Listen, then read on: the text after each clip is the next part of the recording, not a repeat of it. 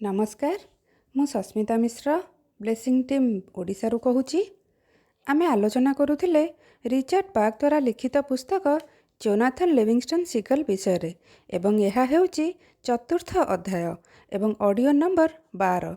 तेबे चलंतु पुस्तक भितर को जिबा। किछि वर्ष पई जोनाथन सीगल समुद्र कूलरू दलरू गायब हो जिबा परे ए पक्षींकर विचित्र समुद्र होईगला जीए काश केबे पृथ्वी रे रहुथिले। सेथि मध्यरु केते जण वास्तव रे ता संदेश बुझिबा आरंभ करि देइथिले जाहाकु से आनिथिला। एही दृश्य साधारण होई जाइथिला कि गोटे कम बयसर सीगल उपरु तळकु उडी उडी तथा कर्तव्य करुथिबार देखागला। सेठी बुढ़ा सीगल उड़ीबार महिमा को अनुभव करने बदल रे निज आखि बंद कर दियंती तथा सेही पुराणा अंदाज रे उड़ीला बेले माछ धरिबा, डंगार चारिपाखरे बुलिबा बा बासी रुटी खंड खाइबा पई डंगा चारिकड़े बुलु थांती। फ्लेचरलैंड सीगल आउ जोनाथन रो अन्य शिष्य समुद्र कूलरे सबु दल पई लंबा समय पई मिशनारी यात्रा रे निज प्रशिक्षक स्वतंत्रता आउ उड़ीबा संबंधी शिक्षारे लागि थांती। से दिन उल्लेखनीय घटना हेउथिला। फ्लेचर रो निज छात्र आउ तांको छात्रर छात्र सठिक रूप रे उड़ुथिले तथा एमिति खुशी प्रथमे केबे देखा जाई नथिला। एठी आउ सेठी किछि एकाकी पक्षी भी थिले जे निज द्वारा शिखिथिबा कलाबाजी देखौथिले। फ्लेचर ठालु भी भल आउ केबे निजे जोनाथन द्वारा शिखा जाइथिबा उड़ीबार तुलन रे भी भल थिला। गोटे बहुत जोशिला सीगल रो शिखिबार सीमा बेगरे कौनसी भी ग्राफ ऊपर को जाउथिला। सेठी एतिकी छात्र भी थिले जो माने सीमा को बहुत भल से पार करि नेउथिले। से माने जोनाथन परी एमिति गायब भी होई जाउथिले कि पृथ्वीर कौनसी जगह तांको छोट लागुथिला। किछि क्षण पई गोटे स्वर्ण जुग परी थिला। सामुद्रिक पक्षींकर भिड़ फ्लेचर को छुईबा पई ता पाखकु नई जाउथिले। से जोनाथन सीगल को छुईथिला जहाकु कि एबे गोटे दिव्य पक्षी मानि सारिलेनी। व्यर्थरे ही फ्लेचर जोर देकी कहिला कि जोनाथन भी सेमानक परी गोटे साधारण सामुद्रिक पक्षी थिला जे जहा किछि शिखिला ताकु भी समस्ते शिखि पारिबे। से लगातार ता पछरे पड़िथिले जोनाथन रो सठिक शब्द सुनिबा पई तार छोट छोट कथा विषय रे जानिबा पई टिके टिके कथा पई से माने जेते मिन्नती करुथिले फ्लेचर आउ अधिक असहज होई जाउथिला। जेबे से अभ्यास करिबा आउ आकाश रे शानदार तरीका बेगरे तथा मुक्त उड़ाण उड़ीबारे रुचि आसिबार देखिला से माने मुस्किल करिबा पई बंचिबाकू लागिले। से माने जोनाथन रो संबंधित कहानी हेउथिबा निज प्रति सबुबेले नजर रखुथिले मान से एक प्रशासक पई आदर्श बनी जाइथिला। सीगल फ्लेचर से माने पचारिले कौन शानदार जोनाथन एहा कहिथिला। आमे महान सीगल विषय रे सतरे विचार करूछु। एहा कौन कहिथिला आमे महान सीगल विषय रे हकीकत रे भाबुछु। कृपा करी मते फ्लेचर कुह बस फ्लेचर सीगल। जेबे से सेमानंक द्वारा निज प्रति कुआ जाउथिबा सम्मानजनक शब्द रे चकित होई जाउथिला ताहेले से एमिति जवाब दिए आउ एथिरे कौन फर्क पड़े जे क्यों शब्द रे व्यवहार करिथिला। दुई जन ठीक आमे महान सीगल विषय रे विचार करूछु हेले से जानिथिला कि से तार जवाब रे संतुष्ट नथिला। से भाबुथिला कि से माने प्रश्नरु बंचिबाकू चाहुथिले। सीगल फ्लेचर देवता सीगल जोनाथन उड़ाण उड़ीबा पई केबे उठिले कौन से पवन आड़ को गोटे पाद बढ़ेले या दीटा पाद। एहा परे कि से गोटे प्रश्न रे ठीक जवाब दे पारंता पुणी आउ गोटे प्रश्न संगे संग पचारुथिले।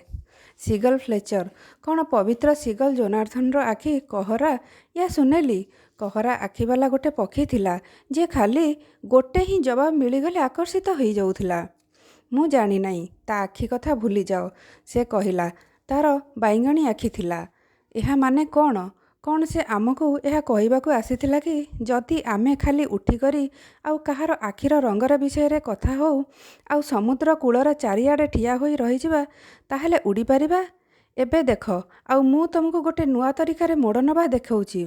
हेले एक रु अधिक सामुद्रिक पक्षी माने ए मोड़र अभ्यास करिबा काफी मुस्किल हबार दिखावा करी घर आड़को उड़ी जाती। से महान सीगल बाइगणी आखि थिला। से आखि परी नुहे आउ ना नाही को आउ सीगल रो आखि परी। ଯେମିତି ଯେମିତି ବର୍ଷ ବିତେ କକ୍ଷା ବି ବଦଳିଗଲା। ଉଡ଼ାନରେ ଲମ୍ବା ଚଉଡ଼ା କବିତା ପଢ଼ିବାରୁ ନେଇ ଅଭ୍ୟାସର ପ୍ରଥମ ଆଉ ପରରେ ଜୋନାଥନ୍ ବିଷୟରେ କଥା ହେଉଥିବା ଯାକେ, ସେ ଦୈବୀୟ ଆତ୍ମା ବିଷୟରେ ବାଲିରେ ଡେରି ଯାକେ ଗାଇବାର ଯୋଗ ଦେବା ଯାହାର ବରାବର କେବେ କାହା ଦ୍ୱାରା ଉଡ଼ିବା ହୋଇନି। ଫ୍ଲେଚର ଆଉ ଜୋନାଥନ୍ର ଅନ୍ୟ ଶିଷ୍ୟ ଚେଞ୍ଜ ପ୍ରତି ଆଶ୍ଚର୍ଯ୍ୟ ଥିଲେ, ସୁଧାର ଚାହୁଁଥିଲେ, ଦୃଢ଼ ଥିଲେ ଆଉ ବହୁତ ଆକର୍ଷିତ ବି। ହେଲେ ସେ ଏହାକୁ ରୋକିବାରେ ଅସହାୟ ଥିଲେ। ସେ ସମ୍ମାନିତ ଥିଲେ ଆଉ ସବୁଠୁ ବଡ଼ କଥା ଥିଲା ଭଲ ହୃଦୟର ଥିଲେ। ହେଲେ ଏବେ ଲମ୍ବା ସମୟରୁ ତାଙ୍କର କଥା କେହି ଶୁଣୁନଥିଲେ। ଉଡ଼ିବାର ଅଭ୍ୟାସ କରୁଥିବା ପକ୍ଷୀମାନଙ୍କର ସଂଖ୍ୟା କମ୍ରୁ କମ୍ ହୋଇଯାଉଥିଲା। ଗୋଟେ ପରେ ଗୋଟେ ପୁରୁଣା ଛାତ୍ରଙ୍କର ନିଧନ ହୋଇଯାଉଥିଲା। ସେମାନେ ନିଜ ପଛରେ ଥଣ୍ଡା ପଡ଼ିଥିବା ଶବକୁ ଛାଡ଼ି ଯାଉଥିଲେ। ଦଳରେ ସେ ଶବକୁ ଖୋଜି ବାହାର କରୁଥିଲା। ତାଙ୍କୁ ଲୁହର ଭରା ବଡ଼ ସମାରୋହ ଆୟୋଜନ କରି ଶ୍ରଦ୍ଧାଞ୍ଜଳି ଦେଉଥିଲେ। ପୁଣି ତାଙ୍କୁ ଭାରି ପଥର ତଳେ ଦାବିକି ସମାଧି ଦେଉଥିଲେ। ସେ ଜାଗାରେ ପ୍ରତ୍ୟେକ ପଥର ରଖିସାରିବା ପରେ ଆଦରର ପାତ୍ର ଗୋଟେ ପକ୍ଷୀ ଲମ୍ବା ଦୁଃଖଭରା ଉପଦେଶ ଦେଉଥିଲା। ଏମିତି ପଥର ଜମଘଟ ସ୍ଥଳରେ ଧାର୍ମିକ ସ୍ଥଳ ବନାଯାଉଥିଲା। ପ୍ରତ୍ୟେକ ସାମୁଦ୍ରିକ ପକ୍ଷୀ ପାଇଁ ଏହା ଜରୁରୀ ଅନୁଷ୍ଠାନ ହୋଇଯାଇଥିଲା। ସେଠି ଏକଜୁଟର ଭାବନା ଦେଖାଇବା ପାଇଁ ସେଠି ଗୋଟେ ପଥର ରଖି ତଥା ସ୍ମାରକରେ ଦୁଃଖଭରା ଭାଷଣ ଦେଉଥିଲେ। କାହାକୁ ବି ଜଣା ନଥିଲା କି ଏହା ଏକଜୁଟ ହେବା କ'ଣ। ହେଲା ଏହା ଏକ ଏମିତି ଗମ୍ଭୀର କଥା ଥିଲା ଯାହା ପାଇଁ କୌଣସି ସାମୁଦ୍ରିକ ପକ୍ଷୀ ଏଥିପାଇଁ କିଛି ପଚାରନ୍ତିନି କି ତାକୁ ମୂର୍ଖ କାଳେ ଭାବିବେ। ସମସ୍ତେ ପ୍ରାୟ ଜାଣିଥିଲେ କି ଏକଥା କ'ଣ। ଆଉ ସେ ମାର୍ଟିନ୍ ସିଗଲ୍ର ସ୍ମାରକ ଉପରେ ସୁନ୍ଦର ପଥର ଚଢ଼େଇକି ସେଠି ତାର ଉପସ୍ଥିତିର ବାର୍ତ୍ତା ଦେଉଥିଲେ। ଶେଷରେ ଫ୍ଲେଚରର ବି ନିଧନ ହୋଇଗଲା। ଏହା ସବୁ ହେଲା ଏକ ଏମିତି ଶୁଦ୍ଧ ଆଉ ସର୍ବାଧିକ ସୁନ୍ଦର ଉଡ଼ାଣର ଲମ୍ବା ଏକାକୀ ସୂତ୍ର ସମୟରେ। ଏମିତି ଉଡ଼ାଣ ସେ ପ୍ରଥମେ କେବେ ବି ଉଡ଼ି ନଥିଲା। ତାର ଶରୀର ଆସ୍ତେ ଗତିରୁ ସିଧା ତଳକୁ ଆସିବାର ସମୟରେ ଗାୟବ ହୋଇଗଲା। ସେ ଏହାର ଅଭ୍ୟାସ ଜୋନାଥନ୍ ସିଗଲ୍ ସାଙ୍ଗେ ପ୍ରଥମ ଦେଖା ପରଠୁ ହିଁ କରୁଥିଲା। ଆଉ ଯେବେ ସେ ଗାୟବ ହେଲା, ନା ପଥର ରଖୁଥିଲା ନାହିଁ ଏକଜୁଟର ସୂତ୍ରକୁ ମନେ ପକାଉଥିଲା। ସେ ନିଜର ହିଁ ଉଡ଼ାନରେ ପୂର୍ଣ୍ଣତାରେ ହିଁ ହଜିଗଲା। ଯେବେ ଆଗ ସପ୍ତାହରେ ଫ୍ଲେଚର ସମୁଦ୍ର କୂଳେ ଦେଖା ନଗଲା ଆଉ ସେ ବିନା କିଛି ନ କହି ଗାୟବ ହୋଇଗଲା, ତ ଦଳର କିଛି ସମୟ ପାଇଁ ଗୋଟେ ଶକ୍ତ ଧକ୍କାରେ ରହିଲା। ଏହାପରେ ସେମାନେ ପୁଣି ଏକାଠି ହେଲେ ଆଉ ଭାବିଲେ ତଥା ଡିସାଇଡ୍ କଲେ କି କ'ଣ ହେବା କଥା। ଏହା ଘୋଷଣା କରାଗଲା ସିଗଲ୍ ଫ୍ଲେଚର ଯେଉଁ ସ୍ଥାନରେ ପ୍ରଥମେ 7 ଛାତ୍ରରେ ଘେରା ହୋଇଥିବା ଦେଖାଦେଇଥିଲା ତାକୁ ଏବେ ଏକତାର ଚଟାଣର ରୂପରେ ଜଣାଯିବ। ପୁଣି ବାଦଲ ହଟିଗଲା। ସ୍ୱୟଂ ମହାନ ସିଗଲ୍ ଜୋନାଥନ୍ ଲିଭିଂଷ୍ଟନ୍ ସିଗଲ୍ ପଙ୍ଖର ସାହି ପୋଷାକ ତଥା ସୁନେଲି ଖୋଳ ପିନ୍ଧି ଦେଖାଦେଲେ। ସେ ଦାମିକା ପଥରର ମୁକୁଟ ନିଜ ମୁଣ୍ଡରେ ଧାରଣ କରିଥିଲେ। ଆକାଶ, ସମୁଦ୍ର, ପବନ ଆଉ ପୃଥିବୀ ପାଇଁ ପ୍ରତୀକାତ୍ମକ ରୂପରେ ଠାର କଲେ। ତାଙ୍କୁ ଏକଜୁଟର କୂଳକୁ ଡାକିଲେ।